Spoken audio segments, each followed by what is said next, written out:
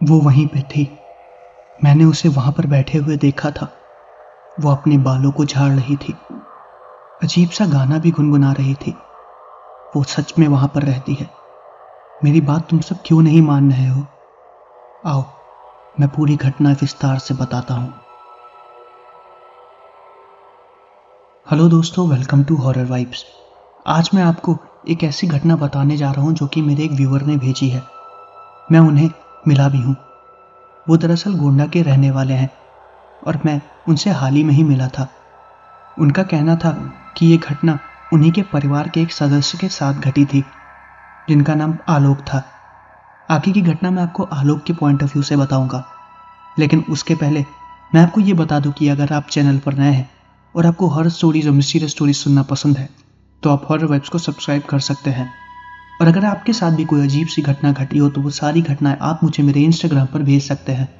मैं अपने इंस्टाग्राम का लिंक वीडियो के डिस्क्रिप्शन में दे दूंगा। साथ ही वीडियो पसंद आए तो चैनल को सब्सक्राइब करना मत भूलिएगा। वीडियो को लाइक ज़रूर करिएगा। मुझे कमेंट करके ये बताइएगा कि आपको वीडियो कैसी लगी और मैं अगली वीडियो किस टॉपिक पर बनाऊं। तो ज़्यादा टाइम ना लेते वीडियो को करते हैं शुरू और खो जाते हैं अंधेरों में।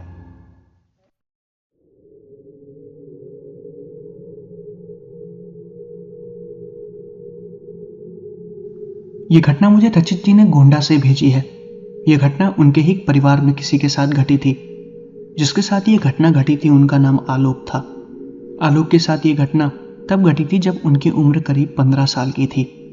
ये घटना शायद 2010 या 11 की है। अब आगे की घटना मैं आपको आलोक जी के पॉइंट ऑफ व्यू से सुनाऊंगा, जो कि गोरखपुर के रहने वाले हैं। मेरे पिताजी पुलिस विभाग में थे। अब उनका रिटायरमेंट हो गया है। 2013 में उनका ट्रांसफर लखनऊ से गोरखपुर हो गया था। हमें एक आवास मिला था जो कि सरकारी आवास था रहने के लिए, लेकिन वहाँ की कुछ मरम्मत हो रही थी, इसलिए कुछ दिनों के लिए हमें कहीं पर किराए पे रहना पड़ रहा था। पापा की जॉइनिंग हो चुकी थी और लखनऊ में जहाँ पर हम किराए पे रहते थे वहाँ से भी हम लोग घर छोड़ चुके थे, इसलिए अब हमें नया घर मिलने में थोड़ी मुश्किल हो रही थी। जैसे तैसे हम लोगों ने एक लोकल ब्रोकर से बात की और उसने हम लोग को एक सस्ते पे करीबन 1 महीने के लिए एक घर दिला दिया। मेरे परिवार में मैं, मेरी मम्मी, पापा और एक बड़ा भाई भी था। भाई बाहर पढ़ाई करता था। मैं, मम्मी, पापा घर पे ही रहते थे। मम्मी हाउसवाइफ थी और ये जब घटना घटी थी तब मेरी उम्र करीब 16 साल की थी और ये घटना 2013 की है। हमने घर देख लिया था, ठीक ठाक था। मकान मालिक वहाँ नहीं रहता था। घर थोड़ा पुताई नहीं हुई थी, उसमें काफ़ी ज़्यादा गंदा घर था, लेकिन अंदर से घर में एरिया और बाकी सब चीज़ें ज़्यादा ठीक थी। उन्होंने एक अलमारी भी दी हुई थी जो कि लोहे की अलमारी थी और काफ़ी ज़्यादा पुरानी थी। नीचे से उसमें जंग लगा हुआ था और दरवाजे थोड़े बहुत टूटे हुए थे, लेकिन फिर भी जिस कीमत में हमें वो घर मिला था उसके हिसाब से वो उतना भी बुरा नहीं था। हमें वैसे भी कौन सा ज़्यादा दिनों तक वहाँ पर रहना था, बस कुछ ही दिनों तक एडजस्ट करना था। वो घर में करीबन 3 कमरे थे। उस मकान मालिक ने हमें ये मदद की थी कि उसने हमें तीनों कमरे यूज़ करने के लिए दे दिए थे। बाकी 2 कमरे तो एकदम खाली थे, लेकिन तीसरा कमरा उसमें ताला लगा हुआ था। उसकी चाबी मकान मालिक से खो गई थी। मकान मालिक ने बताया था कि उसके अंदर कुछ सामान है, जैसे कि ड्रेसिंग टेबल, एक पुराना छोटा सा बेड, एक और अलमारी और कुछ बर्तन भी थे। हम उन्हें इस्तेमाल भी कर सकते हैं। मम्मी ने कहा ठीक है। जब हम उस घर में गए तो उसी कमरे के पास गए। उसमें काफ़ी पुराना ताला लगा हुआ था, जिसको तोड़ने की परमिशन हमने मकान मालिक से पहले ही ले ली थी। वो ताला थोड़ा पुराने ज़माने का बना हुआ था, एकदम प्योर लोहे का। उसको तोड़ने में हमारी हालत ख़राब हो गई थी। इतना पुराना ताला होने के बावजूद भी उसे तोड़ने में काफ़ी ज़्यादा मेहनत लग रही थी। करीबन आधे घंटे से ज़्यादा लगे उसे तोड़ने में, लेकिन जैसे तैसे हमने ताले को तोड़ ही लिया था। उस वक्त मैं, मम्मी और पापा ही थे। बड़ा भाई आ नहीं पाया था क्योंकि उसके एग्ज़ाम्स चल रहे थे, इसलिए हम लोगों ने ही पूरा काम किया था। वो आना चाह रहा था, लेकिन पापा ने उसे आने के लिए मना किया था, पढ़ाई डिस्टर्ब हो जाती इसलिए। हमने किसी तरह अपना सारा सामान जो भी छोटा मोटा था उस घर में एडजस्ट किया। जब हम उस कमरे के अंदर गए जिसका ताला हमने तोड़ा था, उसमें बहुत ही ज़्यादा अंधेरा था। कमरे में थोड़ी बहुत सीलन भी थी अंदर सारे पुराने सामान लकड़े हुए थे। अंदर अंदर सारे पुराने सामान रखे हुए थे। एक लकड़ी की ड्रेसिंग टेबल, एक और अलमारी, एक पुराना लोहे का बक्सा, एक छोटा सा बेड और ढेर सारे बर्तन और कई सारे बर्तन। उनको छूने का मन भी नहीं कर रहा था। उन लकड़ी से और उस कमरे में से अजीब सी बदबू आ रही थी। इतने सालों से वो कमरा खुला भी नहीं था, लेकिन लकड़ियों को किसी तरीके का कोई भी नुकसान नहीं हुआ था। उनमें दीमक भी नहीं लगे थे। सब कुछ एकदम नया लग रहा था। मकान मालिक ने बताया था कि उस कमरे को खुले हुए करीबन 6-7 साल हो गए, लेकिन उसके बावजूद भी उन लकड़ियों में और उन सारे सामानों में एक अजीब सी फ्रेशनेस थी। बदबू आ रही थी, लेकिन वो भी सीलन की ही थी। वहाँ पे सारी इलेक्ट्रिसिटी ढंग से आ रही थी, वायरिंग भी प्रॉपर हो रखी थी। लेकिन उस कमरे के अंदर काफ़ी ज़्यादा अंधेरा था। उस कमरे के अंदर कोई भी लाइट नहीं लगी हुई थी और किसी भी तरीके का तार नहीं गया हुआ था जिससे हम लोग यूज़ कर सके। पापा को कई दिनों तक उस कमरे को बंद ही रखना पड़ा था, क्योंकि हम अभी अपना लाया हुआ सामान एडजस्ट कर रहे थे। पहले हम लोगों ने सोचा था कि हम लोग वहाँ पर बस कुछ ही दिन के लिए रहेंगे, लेकिन जो घर पापा को अलॉट हुआ था उसको मिलने में अभी टाइम लगने वाला था। कितना टाइम ये अभी पापा को भी नहीं पता था। इसे हम लोग अभी यही मान के चल रहे थे कि हमें वहीं पर ही रहना होगा। हम जब 1 महीने से ज़्यादा वहाँ पर रुके तो वहाँ के मकान मालिक ने किराया थोड़ा बढ़ा दिया था, जिसके लिए हम लोग भी राज़ी हो गए थे, क्योंकि सबसे पहले हम लोग जब वहाँ पर गए थे तो यही बता के रुकने गए थे कि हम कुछ ही दिनों तक रहेंगे। खैर, उसके बाद धीरे धीरे मम्मी सारा सामान, किचन और सारी चीज़ें एडजस्ट करने लगी। उसमें करीबन 20 दिन से ज़्यादा लग गए थे। मकान मालिक ने कहा था कि उस तीसरे कमरे का सामान भी हम लोग उपयोग कर सकते हैं, इसलिए धीरे धीरे उन सारे सामान को भी बाहर निकाला गया। वो एक बड़ा सा ड्रेसिंग टेबल था। उस पे कांच काफ़ी ज़्यादा खूबसूरत और बड़ा पुराने ज़माने का लगा हुआ था। उसको मम्मी ने पीछे ही वाले कमरे में रखा था और वहाँ पर पापा ने लाइट लगा दी थी। बेड को उठा के पापा ने आगे रख लिया था और अलमारी हमने अपनी बगल वाली अलमारी के बगल में लगा दी थी, जो कि पहले से ही बाहर थी। और जितने भी पुराने बर्तन थे उसको मम्मी ने साफ करके किचन में लगा दिया था, जो कि बहुत ही ज़्यादा अच्छे से रखे हुए थे। और फिर हम लोग वहीं पर रहने लगे। पापा सुबह ऑफिस चले जाते थे। मम्मी के लिए और मेरे लिए वो जगह नहीं थी, इसलिए हम अपने आसपास के लोगों से और पड़ोस वालों से थोड़ा सा घुलने मिलने की कोशिश कर रहे थे। मैं भी बाहर जाके खेला करता था और कई बार मम्मी भी कहीं बगल में चली जाती थी लोगों से बातचीत करने, या किसी तरह का कोई भी छोटा मोटा फंक्शन हुआ तो मम्मी चली जाती थी।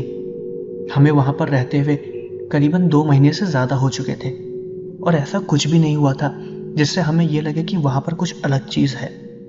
धीरे धीरे समय बीतता गया, लेकिन इन 2 महीनों में ऐसी कोई भी परिस्थिति नहीं आई थी कि मैं उस घर में अकेला हूँ। जब भी मैं उस घर में जाता था, मेरे से पहले मम्मी या पापा अक्सर मौजूद रहते थे, या फिर मम्मी अगर घर के बाहर भी जाती थी तो मुझे घर में अकेला नहीं छोड़ती थी। या आमतौर पे सुबह मैं स्कूल ही चला जाता था और जब मैं 3 बजे लौट कर आता था तो मम्मी पहले से ही वहाँ पर होती थी और शाम को पापा भी आ जाते थे। तो इस दौरान कभी भी मुझे अकेले उस घर में रहने का मौका ही नहीं मिला। लेकिन एक दिन ऐसा आया जब कुछ अजीब हुआ, बहुत ही अजीब। पापा ऑफिस के लिए बाहर गए हुए थे। उस वक्त 3 बज रहे थे। मई जून का महीना था। मैं स्कूल से थका हारा आया था। शायद लाइट भी नहीं आ रही थी, जिसकी वजह से तीनों कमरों में थोड़ा सा अंधेरा था। वो घर चारों तरफ से बंद ही था। वेंटिलेशन के लिए एक छोटी मोटी खिड़कियां दी हुई थी जिनमें से हवा आती जाती थी। कोई इन्वर्टर उस टाइम था नहीं, तो अगर मोहल्ले में या कहीं भी लाइट चली जाती थी तो सारे मोहल्ले में और कमरे में अंधेरा हो जाता था। जब मैं घर में पहुंचा तो लाइट जा चुकी थी। बहुत ही ज़्यादा अंधेरा था। मैंने किसी तरह अंधेरे में बैग को रखा और किचन की तरफ चला गया, क्योंकि मुझे बहुत ज़्यादा भूख लग रही थी। भूख की वजह से मुझे समझ में भी नहीं आया कि मैं आखिर करूँ क्या। किचन में जाके अंधेरे में खाना ढूंढने लगा। दिखाई कुछ भी नहीं दे रहा था। मैंने किसी तरह अंदाज़ा लेते हुए खाने की टोकरी को उठाया, जो एक छोटा सा बाउल था। उसमें मम्मी अक्सर मेरे लिए खाना पहले से ही निकाल के रखती थी, लेकिन इस बार उन्होंने खाना नहीं निकाला था। शायद वो भूल गई थी, इसलिए मैं खुद ही खाना निकालने लगा। तभी वो अंदर वाले कमरे से मुझे किसी के हल्के हल्के गुनगुनाने की आवाज़ आई। मुझे पहले लगा कि ये मेरा कोई वहम है। मैं फिर दोबारा खाना खाने लगा। और तभी मुझे दोबारा वो गुनगुनाने की आवाज़ आई। मैं चुपचाप थाली को वहीं पर रखा। वो मेरी मम्मी की आवाज़ तो बिल्कुल भी नहीं थी। धीरे धीरे किचन से निकल के उस अंधेरे वाले कमरे की तरफ देखने लगा। उसमें बहुत ही ज़्यादा अंधेरा था। ऊपर से हल्की फुल्की रोशनी अंदर की तरफ आ रही थी, लेकिन वो सिर्फ कमरे के बाहर वाले बरामदे के एरिया में ही थी। अंदर कुछ भी समझ में नहीं आ रहा था। मैं किसी तरह धीरे धीरे कदम बढ़ाते हुए अंदर की तरफ जा रहा था। तभी मैंने देखा वहां पर कुर्सी पे कोई बैठा हुआ था, शीशे के सामने। लंबे बाल थे, लाल रंग की साड़ी पहनी हुई थी, लेकिन वो चमक नहीं रही थी। वो अपने बालों को झाड़ रही थी, चुपचाप बाल झाड़ते हुए कुछ गुनगुना रही थी, कोई अजीब सा गाना। मुझे पहले लगा कि वो मम्मी है। मैं धीरे धीरे आवाज निकालने की कोशिश कर रहा था और उन्हें बुलाने की भी कोशिश कर रहा था। मम्मी, आप हो क्या? उसने फिर कुछ नहीं बोला। लगातार वो बाल झाड़ती रही। हाँ, लेकिन मेरे उन्हें बुलाने के बाद उसने गाना गुनगुनाना बंद कर दिया और वो चुपचाप बाल झाड़ रही थी। मैंने दोबारा बुलाया, मम्मी आप हो क्या? मेरी अंदर जाने की हिम्मत नहीं हो रही थी। मम्मी होती तो मैं अंदर जाके उन्हीं के पास खड़ा हो जाता, उन्हें तंग करता, परेशान करता। लेकिन मुझे ये पता चल गया था कि अब वो मम्मी नहीं है। जैसे ही मैंने दोबारा उनका नाम लिया, वो चुपचाप अजीब सी आवाज निकालने लगी, जोर जोर से सांसें लेने लगी, जैसे मेरा बुलाना उसको बहुत ही ज्यादा खराब लगा हो, उसे बहुत ही अजीब लगा हो। बहुत ज्यादा गुस्से में थी वो, जोर जोर से सांसें ले रही थी और उसने अपने बालों को जोर से झटका। हाथ में जो उसने कंघी ली थी वो जमीन पर जोर से फेंक के वहीं पर ही खड़ी हो गई। मैं बहुत ज्यादा डर गया था। उसने अपने हाथों को फैला लिया था। उसके नाखून बहुत ज्यादा लंबे थे। मैंने अंधेरे में उसे देख लिया था। बाहर से आती हुई हल्की फुल्की सूरज की रोशनी कमरे में बहुत ही मध्यम सी रोशनी फैला रही थी, जिससे मैंने उसके नाखूनों को देख लिया था। वो मम्मी नहीं थी, वो कोई और औरत थी। मैं तुरंत भागते हुए बाहर गया। मैं चिल्ला रहा था। चिल्लाते हुए मैं अंदर से बाहर गया और खूब चिल्लाया और बोला कि अंदर कोई घुसा हुआ है, अंदर कोई चोर है।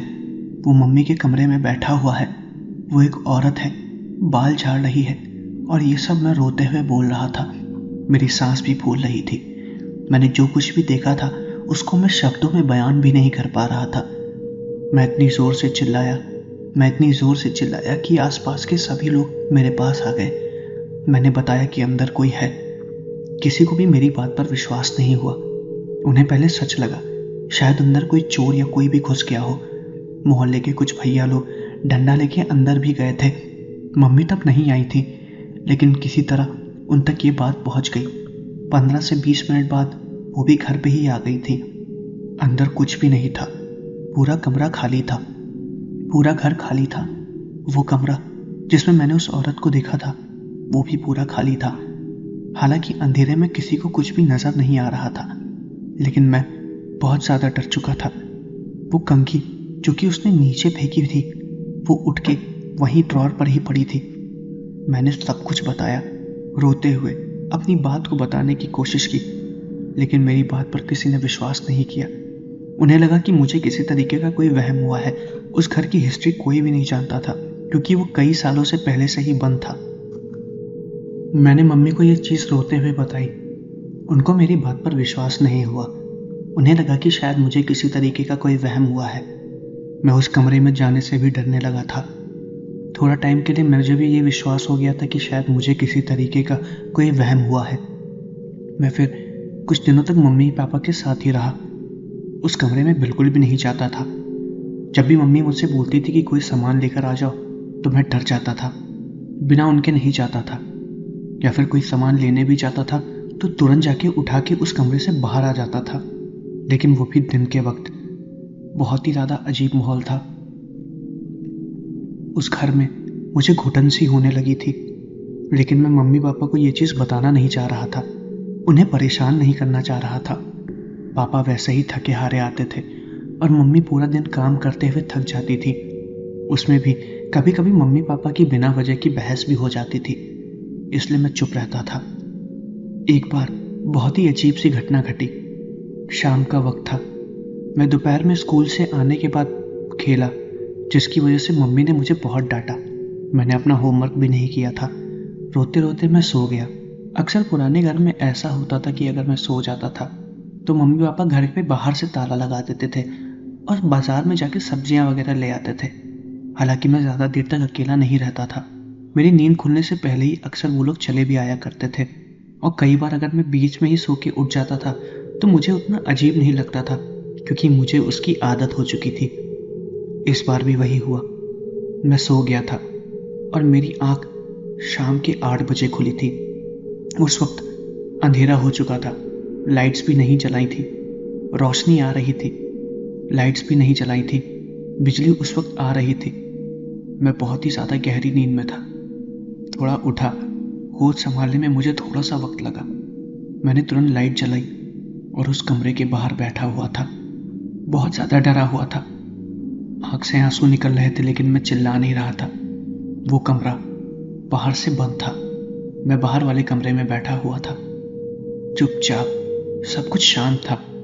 बाहर के लोगों की भी आवाज़ नहीं आ रही थी। ठंड का वक्त था, सब अपने अपने घर में घुसे हुए थे। और तभी उस कमरे से मुझे दोबारा उसी गाना गुनगुनाने की आवाज़ आई, उसी औरत की। इस बार मैं बहुत ज़्यादा डर गया था। इतना डर गया था कि मेरे गले से आवाज़ भी नहीं निकल रही थी। मैं बाहर वाले कमरे में अंदर गया और दोबारा उसे अंदर से बंद कर लिया। उसके गुनगुनाने की आवाज़ फिर भी आ रही थी। वो दरवाज़ा जिसके अंदर वो थी, वो बाहर से बंद था, लेकिन पता नहीं कैसे वो दरवाज़ा अपने आप खुल गया। उसके खुलने की आवाज़ भी मुझे सुनाई दी थी। और फिर वो बरामदे में घूम रही थी। बरामदे में उसकी आवाज़ें आ रही थी। उसके पायल की आवाज़, जब वो अपने पैरों को ज़मीन पर खूब जोर से पटक रही थी और पटक पटक के चल रही थी। मैं कमरे के अंदर था। खिड़की बंद थी, जिस पे एक धुंधला पारदर्शी कांच लगा हुआ था, जिसके बाहर से मुझे वो टहलती हुई दिखाई दे रही थी। उसकी परछाई उसी पारदर्शी धुंधले शीशे में मुझे साफ साफ दिखाई दे रही थी। एक तरफ से दूसरी तरफ पैर पटकते हुए जा रही थी। वही गाना गुनगुना रही थी। मैंने सोचा कि मैं उसे देखने की कोशिश करूं, लेकिन मेरी बिस्तर से उठने की भी हिम्मत नहीं हो रही थी। बहुत ज़्यादा डर लग रहा था। कुछ देर बाद वो उसी कमरे के बाहर आके खड़ी हो गई, जिसके अंदर मैं था।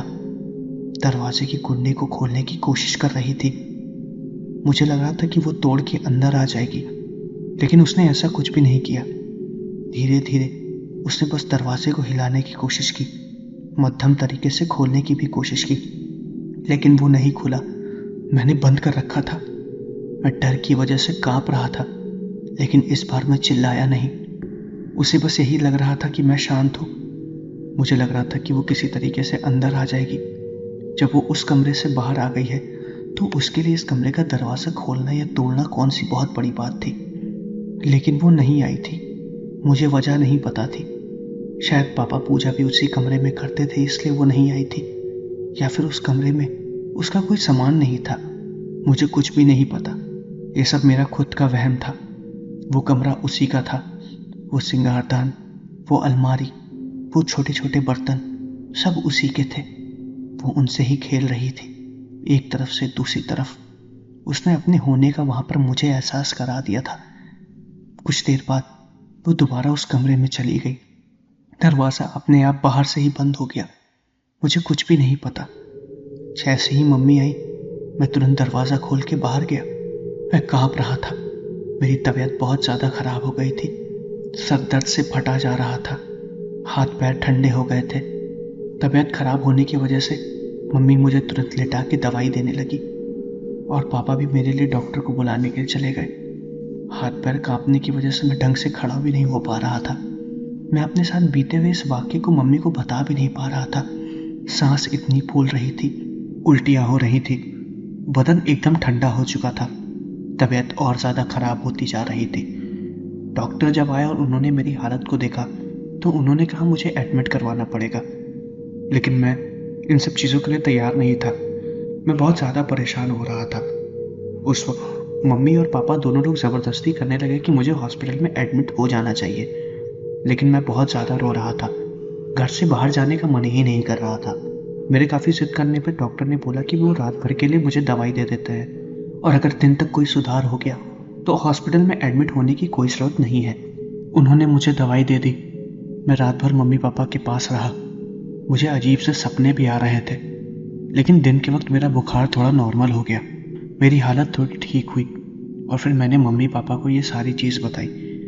उन्हें फिर लगा कि ये मेरा कोई वहम है। ना जाने क्यों वो लोग मेरी बात पर विश्वास करने के लिए राजी नहीं थे, लेकिन जब एक हादसा मम्मी के साथ घटा तब उनको मुझ पर विश्वास होने लगा। तबीयत बहुत ज़्यादा खराब थी, इसलिए पापा मुझे डॉक्टर के पास लेकर गए थे। उस शाम लाइट चली गई थी। मम्मी घर में अकेली थी। वो घर पे खाना बना रही थी। लाइट ना आने की वजह से मम्मी मोमबत्ती जला के किचन में खाना बना रही थी। तभी उन्हें ऐसा लगा कि मोमबत्ती की रोशनी में बाहर दरवाजे के बगल में कोई उन्हें खड़ा देख रहा है। उन्होंने साफ साफ उसे नहीं देखा, बस अपनी आंखों के एक कोने से उनको एक ऐसा अंदाजा हुआ कि वहां पर कोई खड़ा है। उस रोशनी में चमकती हुई लाल साड़ी उन्हें दिखाई दी। वो जैसे ही पीछे घूमी, वहां पर कोई भी नहीं था। किचन के बाहर बस एक काला घना अंधेरा था और उसी अंधेरे से उनको दोबारा उसी गाने की आवाज़ आई जो मुझे सुनाई देती है। मम्मी तुरंत किचन छोड़ के अंधेरे की तरफ गई, मोमबत्ती उठाया और जब वो उस कमरे की तरफ जा रही थी तो उन्होंने उस औरत को उसी सिंगारदान के सामने बैठे हुए देखा और वो बाल झाड़ रही थी। उसके बाल नीचे ज़मीन तक लटके हुए थे। बालों का आधा हिस्सा नीचे ज़मीन पे पड़ा हुआ था। लाल रंग की साड़ी थी और अपने हाथों से बाल झाड़ते हुए वो उसी गाने को गुनगुना रही थी। मम्मी ने कुछ भी नहीं बोला, वो बस शांति से उसे देखती रही और फिर अचानक से उसने गुनगुनाना बंद कर दिया और अपनी ही जगह पर खड़ी हो गई। वो चीज़ देखते ही मम्मी ने कुछ भी नहीं किया। वो चुपचाप दोबारा किचन में आके काम करने लगी और फिर उसकी पायल की आवाज़ उन्हें साफ साफ सुनाई दी। वो एक जगह से दूसरी जगह जा रही थी। किचन में उसकी आने की हिम्मत भी नहीं हुई, क्योंकि किचन में मम्मी अक्सर पूजा पाठ किया करती थी। वो भगवान को बहुत मानती हैं, इसलिए वो उनको कुछ भी नहीं कर पाई। वो बस उसी आंगन में टहल रही थी, एक तरफ से दूसरी तरफ। उसकी पायल की आवाज़ पूरे घर में गूंज रही थी और तभी जैसे ही तुरंत लाइट आई, वो आवाज़ और वो औरत अचानक से गायब हो गई। उन्होंने जैसे ही आके बाहर बरामदे की तरफ देखा, वहां पर कुछ भी नहीं था और वो कमरा जहां पर वो बैठे अपने बालों को झाड़ रही थी वो भी एकदम नॉर्मल हो गया था। कुछ भी नहीं था। इससे मम्मी को अंदाजा हो गया कि हो ना हो उस घर में कुछ ना कुछ तो ज़रूर है, जिसके बारे में शायद मकान मालिक को ज़रूर पता है। उसी वक्त मम्मी तुरंत घर से बाहर आ गई और मेरे और पापा के आने का इंतज़ार करने लगी। जैसे ही पापा आए, वो मुझे और पापा को लेके अंदर आई और उन्होंने सब कुछ सच सच बताया। मम्मी ने पापा को बताया कि मैंने जो कुछ भी देखा वो मेरा कोई वहम नहीं था। और जैसे ही मम्मी ने ये बात बोली, मैं ज़ोर ज़ोर से रोने लगा। पापा को सारी बात बताई। उस वक्त हम तीनों लोग साथ में ही थे और उसके बाद मकान मालिक को अगले दिन पापा ने घर बुलाया। मकान मालिक जब घर आया तो उसे सारी बातें बताई गई। मकान मालिक ने बोला कि वो कमरा जिसमें सारा सामान रखा हुआ है वो किसी औरत का था जो यहाँ पर कुछ दिन के लिए रहने के लिए आई थी। उसकी तबीयत बहुत ज़्यादा ख़राब थी। उसके पास उसका एक छोटा सा बच्चा भी था और वो बच्चा और वो माँ, वो दोनों लोग मर गए थे। वजह किसी को भी नहीं पता थी और ये घटना करीबन 10 से 11 साल पुरानी है। तब ये घर जिसमें हम रह रहे हैं वो थोड़ा ही बना था और काफ़ी ज़्यादा पुराना था जब मकान मालिक ने उस घर को लिया था। वो जो औरत आई थी वो कुछ ही दिन के लिए रहने के लिए आई थी, लेकिन फिर उसकी तबीयत ख़राब हो गई थी। उसकी तबीयत कैसे ख़राब हुई, उसके बच्चे के साथ क्या हुआ, किसी को कुछ भी नहीं पता। लेकिन बाद में उसके परिवार वाले उसके और उसके बच्चे की लाश को उठाकर ले गए। फिर उसके बाद घर को बंद कर दिया गया और फिर मकान मालिक ने उस घर की तरफ ध्यान ही नहीं दिया। कई बार कुछ लोग किराए पर रहने के लिए आए थे, लेकिन उन्होंने भी एक हफ्ते के अंदर इस घर को खाली कर दिया। उनका कहना था कि घर के अंदर उनकी तबीयत खराब हो जाती है, जैसे कि मेरी हो जाती थी। और अब ये राज मकान मालिक को भी पता चल गया था। हमने बिल्कुल भी देरी नहीं की। किसी तरह पापा ने कोई दूसरा घर ढूंढा और हम लोग 2 से 3 दिन में उस घर से शिफ्ट हो गए। वो सामान वैसे का वैसा ही वहाँ पर छोड़ दिया था। उसके बाद सुनने में आया था कि उस मकान मालिक ने उस घर को तुड़वा दिया था। पता नहीं आखिर इसके पीछे जो भी रहस्य था उसने हमें सच बताया था भी या नहीं, लेकिन ये घटना बहुत ही ज़्यादा अजीब थी जो मेरी और मेरी मम्मी के साथ घटी थी और इस घटना को हम कई दिनों तक याद करते रहे और मेरे बड़े भाई को इस घटना के बारे में मैंने और मम्मी ने एक एक चीज साफ साफ बताई थी।